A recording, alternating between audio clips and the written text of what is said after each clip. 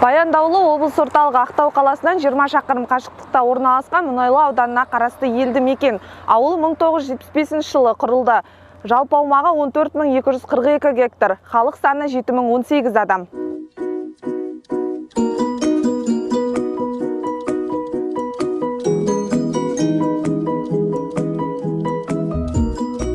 Ақтау қаласы әкімінің 1999 жылғы 24 тамыздағы номері 4581 шешімімен Баянды ауыл әкімшілігі болып құрылды. Құрамына Баянды, Баянды 2, Баянды 3, Емір, Құйылыс елді мекендері кіреді. Жалпы енді Баянды ауыл жылдан жылға өсіп келе жатыр. Халықтың саны бойынша қазір бүгінгі таңда 7000 үстіне шықты. Нақты айтсақ 7018 халқымыз бар. Жалпы болашақта Баянды төрт деген біздің тұрғын үй мәселеміз қосылады деген жоспар бар. Инфраструктурасы қосылғаннан кейін. Одан кейін халықтың саны көбейеді. Ал қазіргі таңда енді биыл 2020 жыл біздің Баянды ауылы үшін өте қуанышты жыл болды. Себебі ауылымызда ауыл елбасы бағдарламасы бойынша жалпы 2017-18 жылдарда басталған ауыл ішілік жолдарымыз 2019 жылы сол тоқтап қалды. 2020 жылы сол жалғасын тапты. Бүгінгі таңда қазір өзі ауылымызға 14 километрге 14 шақырым жол салынды. Бұл енді біздің ауылымыздың қазіргі таңда 90% жоғары жолымыз бар. Екінші мәселеміз жұмыспен қамту жол картасы дейді. Сол бойынша ауылымызда ескі мектебіміз бар. Қазіргі таңда авариялық жағдайда тұрған, үстін су ағып тұрған сол мектебіміз дамудағы жөндеуден өтті. Қазіргі таңда ол мектепте өнер аула клубтары, өнер мектебінің филиалдары жұмысын атқаруда. Сондай ауылымызда бірнеше жылдан бері, атап айтсақ 4-5 жылдан төңірегінде газ мәселесі бар бізде. Жалпы егер нүктесімен салыстырсақ 50 керек, бірақ нақты тұрып атқан адамдар 44, сол 44 үйімізге газ қосылды. Баянды ауылы Қазақ КСР ауыл шаруашылығы министрлігінің бұйрығымен мал дайындайтын және бордақылайтын арнаулы шаруа бірлестігі болып құрылды. 1973 жылы бәленбай бұйрықпен бұл осы Баянды арнаулы шаруашылық бірлестігі құрылды деп келеді.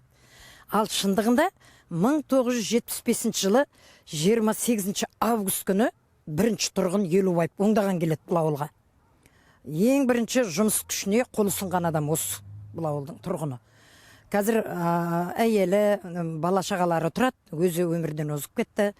Одан кейін бұл арнаулы шаруашылық бірлестігін арғы тарихынан қозғасақ, бейнеуден, сосын шетпеден екі мал бордақылап жемдейтін орын ауыл шаруашылық бірлестігі болып ашылған. Бейнеудегісі қалатта, шетпедегісі біздің Баяндыға келеді. Сонда бейнеуден және осы аткөрім деп аталды беріге дейін.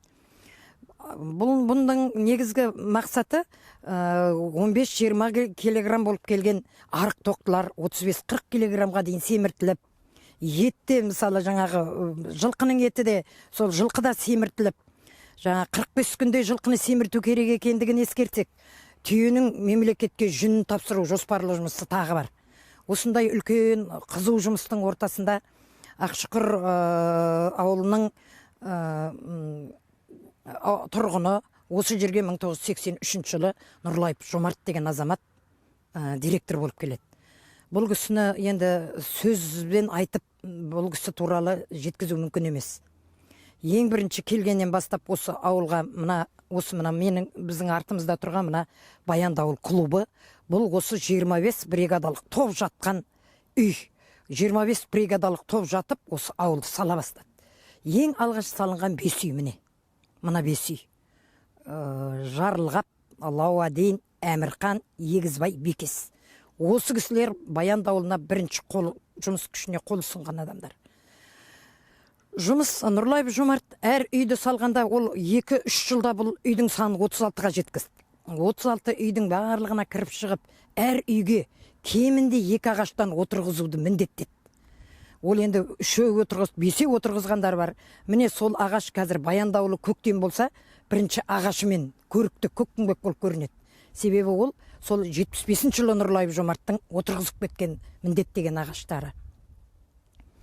Әр үйдің артына 2 кран, ащы су, тұщы су крандарын орнатып, әр үйдің арасын асфальттап, үйдің маңына мал ұстауға болмайтындығын ескертіп, 700-800 шақырым жерден қоралар салдыртып, сол қораны қарауылдайтын будка салдыртып, қарауылға ақша төлеп ұстап, кәдімгі өте еңбек сіңірген адам Нұрлайып Жомарт. Сол ат көрім деген атты ерсі көрді ме, әлде бір әбестік санады ма, осы атты өзгерту керек екендігін ескеріп, көнегөз қариялардан ақсақалдарын іздеп жүріп, осы Баянды деп неге аталған? Соны зерттеп көрді бұл кісі. Сөйтсе көп адам, көпшілік енді мына түрікпеннің Баян деген батыры деді ау деймін. Сол міне 2 мола болатын міне жерде. Қазір өздеріңіз көрген шығарсыңыз, қанша мола бар әулие. 2 мола болатын. Соның біреу Баян дегеннің атымен осы жер солай аталып тұр деп, жоқ олай болу мүмкін емес деп бүкіл ақсақалдарды жинап ауылға ат бергеннің өзі бір үлкен шара болған бұл. 1983 жылы көшіп келіп жатқан елдердің қонысы құтты болсын деп, берекелі болсын, мерекелі болсын деп, осы ауылға сол Нұрлайып Жомарт Баянды ауыл деген атақты 83 жылы беріп кетті. Одан бері бірнеше әкім, бірнеше белді қызметкерлер бұл жерде атқарып кетті. Махмұтов Мұрзабек келді 85 жылы. Такенов Ақмолда постсовет болып отырды. Бұл кездерде үй салу мінеке 36 үй осы кісілердің кезінде салынды. Ең Елубаев оңдағаннан кейін келген адам осы ауылда қазір үйде отыр, көзі көріңкіремейді. Мұқаш Дүйсенғалиев деген ақсақал бар осы ауылда. Құрылыс мастері болды. Бүкіл ауылды салып, сол кісінің еңбегімен, сол кісінің зор еңбегі бар бұл ауылды салуда. Енді адамдарды көптеп атауға болады ғой. Одан кейін енді 92-94 жылдары ауылдың басшысыз, иесіз қалған күндері болды. Бұл кездерде мына тым жақсы қора, міне 6 қора бүтін еді. Осы талқандалды. Мына жерде 100 түп ағаш бар еді. Оны отынға шауып алып кетті. Енді газдың жоғы уақыты ғой көгілдір отынның. Ауыл сондай қурап реңі кете бастады. Одан кейін сол 98-2000 жылдан бастап қайтадан түзеліп, міне қазір 36 үймен басталған қазір Баяндыда 7000 халық бар. Баянды 1, Баянды 2, Баянды 3 үлкейіп кетті бұл ауыл. Қазір жарықпен толық қамтамасыз етілген. Әр үйде компьютер, әр үйде телефон сындары, электр жарығы, көше емес, үй емес, көшеде де жарқырап тұр. Әр ауылдың арасы, әр көшенің арасы бөлек-бөлек аттары беріліп, асфальттанған. Ауыл тоқпен 100% қамтылған. Ауылға келіп тұрған жоғарғы вольтты энергия Маңғыстау 5 елді мекенінен бөлініп келіп тұруынан тоқ бір қалыпты. Электр энергиясы және түнгі көше жарығымен қамту бойынша да олқылық жоқ. Биыл 2 шақырым ауыл ішілік автокөлік жолдарына орташа жөндеу жұмыстары жүргізілді. Сондай-ақ Баянды 3 тұрғын үйлер массивіне 8 шақырым асфальт төселді. Қазіргі таңда Баянды 2 тұрғын үй массивіне асфальт төсеу жұмыстары жалғасып жатыр.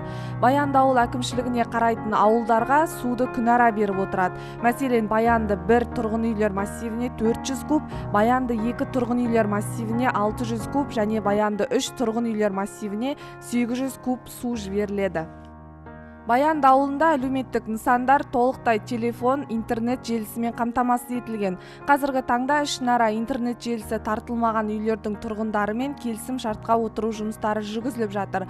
Ауылдық поштада тұрғындардың сұранысын толық қанағаттандырып отыр. Қазпочта акционерлік қоғам бөлімшесі тұрғындарға зейнетақы беру, коммуналдық төлемдер, ақша аударымдары мен мерзімді баспасөзге жазылуға қызмет көрсетеді.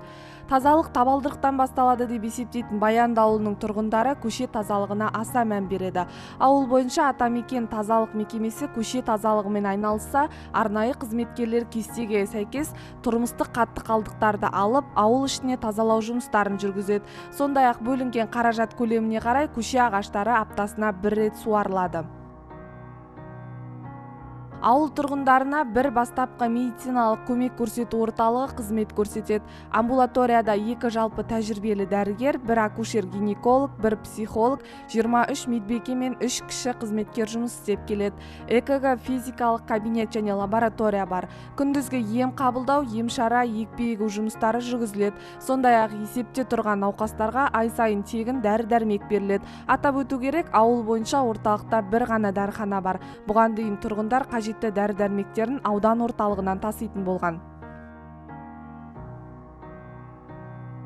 Баянды ауылының халық санының көбейіп, ел тұрмысының артуына байланысты 2014 жылы тәуелсіздік күні қарсаңында 300 адамдық мешіт ел игілігіне берілді. Мешіт 2 қабаттан тұрады. Онда әйелдер мен ерлер құлшылық ететін кең залы, кітапханасы мен сынып бөлмелері бар. Атауыл демесеңіз, шаһардың ізін басып, даму даңғылына түскен елді мекенде жаңашылдық көп. Мәселен, биыл Жомарт Нұрлаев көшесінен Қаражанбас мұнай акционерлік қоғам мекемесінің демеушілігі есебінен балаларға арналған ойын алаңы салынды. Сондай-ақ ойын алаңы жанынан жастар саябақ ашылды. Саябақтың жалпы ұзындығы 258, ал ені 26 метр. Басты ерекшелік саябақтың ішінде Маңғыстауда кездесетін 7 киелі аң бейнеленген. Ауыл халқы үшін көрсетіліп жатқан сапалы қызмет пен жайлы жағдайға тұрғындар дән риза. Бірнеше жылдан бері шешімін таппай қордаланған мәселелер өз кезегімен шешімін тауып жатыр. Қазір мінекей ауылымызға газ келіп, үйіміз жылып, қуанып жатқан жағдайымыз бар. Мына ауыл, Баянды ауыл әкімдігіне көп-көп рахметімізді айтамыз. Мына жолымызды бізге ана жолға дейін шығатын жасап берді. Бұрын мүлдем машина келмейтін еді біздің көшеге жаңбыр жауған кездері. Ана садиктың қасына жолдың бойына қойып кететін еді машиналарды. Қазір үйіміздің алдына дейін бізге тұрған жайып берді. Сау болсын, жұмысында табыс тілеймін ауыл әкіміне. Тек биіктерден көріне берсін. Баянды ауылында бір жалпы білім беретін орта мектеп, 280 орындық айналайын мемлекеттік балабақшасы мен 140 орындық жеке меншік Ботақан балабақшасы бар. 2013 жылы қолданысқа берілген номер 3 мектеп шәкірт тәрбиелеп қана қоймай 252 тұрғынды жұмыспен қамтып отыр. Биыл пандемия жағдайына байланысты оқушылар қашықтан оқуға мәжбүр болғаны белгілі. Соған орай сұраныс білдірген оқушыларға мектептен 129 компьютер, аудандық бюджет есебінен 70 компьютер мен 70 ноутбук, политехникалық колледжден 70 компьютер таратылды. Тарихы 1984 жылдан басталатын бұл мектебімізде қазір 2206 оқушы оқиды. Ал осы жаңа ғимаратқа біз 2013 жылы көштік. Жалпы жобалық қуаты 960 орындықты. Мектебіміздің жетістіктеріне тоқтала кетсек, мектебімізді республикалық деңгейде танытып жүрген Қожбанов Хамит, Байназаров Қуат, Қамысбай Құралай, Мұхаметова Гүлнар сияқты мұғалімдерімізбен мақтана аламыз. Мектебіміздің сапасы, жетістіктері жылдан жылға өсім үстінде, ғылыми жобаларда, пәндік олимпиадаларда, облыстық, республикалық, халықаралық деңгейде көрініп келе жатырмыз. Қазіргі таңда мектебімізде бірнеше жобалар жүзеге асырылуда. Оның бірі осы қазір біз тұрған ауылым алтын бесігім атты өлкетану мұражайы. Сондай-ақ серікболтану клубының негізінде серікбол музейі ашылды. 2018 жылы өлкемізді тану, туризм бағытында оқушылардың зерттеу жұмыстарын дамыту мақсатында географ, публицист, этнограф, ғалым Серікбол Қондыбайдың өмірі мен шығармашылығына арналған Серікболтану клубы ашылып, кабинет жасақталды. Клубқа 30-дан аса оқушы мүше. Олар әр деңгейдегі жарыстарға қатысып, жүлделі орындарға ие болып жүр. Музейге қойылған экспонаттардың барлығы оқушы, ата-ана және мұғалім қолынан шыққан. Ауылдағы айналайын мемлекеттік балабақшасы балапан бағдарламасы аясында 2014 жылы ашылды. Балабақша заман талабына сай жасақталған. 280 балаға арналған балабақшада 12 топ, 63 қызметкер жұмыс жасайды. Жаңа үлгіде салынған балабақшада ән, саз, дене шынықтыру залдары, медицина бөлмесі мен инновациялық арнайы кабинеттер бар. Жыл басында жасақталған жылдық жоспарларын басшылыққа ала отырып, балабақша педагогтары жыл сайын біліктілікті арттыру курстарына қатысады. Баянды ауылдық клубының мамандары тек мәдени көпшілік шараларды өткізумен ғана шектелмей, ауыл балаларын өнерге де баулып келеді. Ауыл клубында 9 мәдени қызметкер жұмыс жасайды. 140-тан астам баланы тәрбиелеп отырған өнер ордасы талай додаларда бақ сынап жүр. Қазіргі таңда Баянды ауыл клубында 4 ұжым, 3 үйірме жұмыс жасап тұр. Клубтық құрылым саны 7. Атап айтып кетсек, ұжым саны 4 өтеді. Соның ішінде халықтық атағы бар Ақжелең фольклорлық ансамблі жұмыс жасап тұр. Шыңдауовтар отбасы бар, жанұялық ансамблі, бастау тобы бар, вокалдық, сосын би ұжымы. Ақжелкен би ұжымы жұмыс жасайды. Сондай-ақ 3 үйірме домбыра, вокал, көркем сурет үйірмелер жұмыс жасап тұр. Қазіргі таңда көптеген халықаралық, республикалық, облыстық, аудандық және ауылдық деңгейде өнер көрсетіп көптеген орындарға ие. Кәсіпорынның ең басты мақсаты тұрғындарды мәдени іс-шарамен қамту болып табылады.